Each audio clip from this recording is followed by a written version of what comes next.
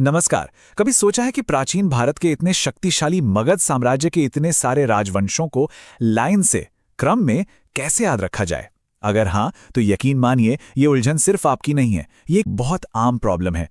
लेकिन आज हम इस मुश्किल को हमेशा के लिए एक बहुत ही आसान और मजेदार तरीके से हल करने वाले हैं। समाधान है ना, वो इसी एक तस्वीर में छिपा है। जी हाँ, इस एक सीधी सादी सी लाइन में मगध के पूरे इतिहास का क्रम छिपा हुआ है। और वो जादुई वाक्य है हसीन मासूका सात। बस इतना ही। सुनने में कितना आसान है ना? लेकिन ये एक छोटा सा वाक्य मगध पर राज करने वाले 7 महान वंशों के पूरे क्रम को अपने अंदर समेटे हुए है। तो चलिए अब इस रहस्य से पर्दा उठाते हैं। आइए इस वाक्य के हर अक्षर को एक एक करके तोड़कर देखते हैं कि आखिर ये काम कैसे करता है और कैसे ये हमें इतिहास के इस जरूरी चैप्टर को समझने में मदद करेगा। तो शुरुआत करते हैं पहले अक्षर ह से। ह का मतलब है हर्यंक वंश। इसकी नींव रखी थी सम्राट बिंबिसार ने। ये मगध का पहला बहुत ही महत्वपूर्ण राजवंश था और इनकी राजधानी थी राजगृह। अगला अक्षर है सी। सी हमें याद दिलाता है शिशुनाग वंश की। और इसकी सबसे बढ़िया बात पता है क्या है? इसके संस्थापक का नाम भी शिशुनाग ही था।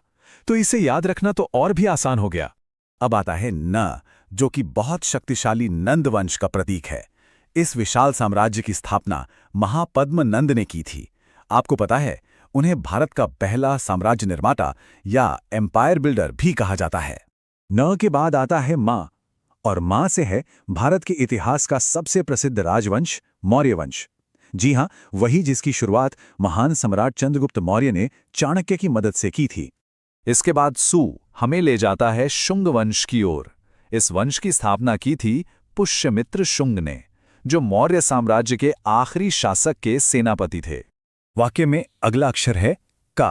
का मतलब है कण्व वंश, और इसकी स्थापना की थी वासुदेव ने। और आखिर में ये पूरा का पूरा शब्द सात हमें याद दिलाता है सातवाहन वंश की। और बस इसी के साथ ये वाक्य मगध के राजवंशों के क्रम को पूरा करता है। तो हमने एक एक करके सभी अक्षरों का राज जान लिया है। अब चलिए इन सभी टुकड़ों को एक साथ जोड़कर देखते हैं। तो ये रही पूरी लिस्ट एक ही जगह पर। हसीन मासूका 7 यानी हर्यंक, शिशुनाग, नंद, मौर्य, शुंग, कण्व और सातवाहन। अब देखिए कितना सरल और एकदम सॉर्टेड लग रहा है ना?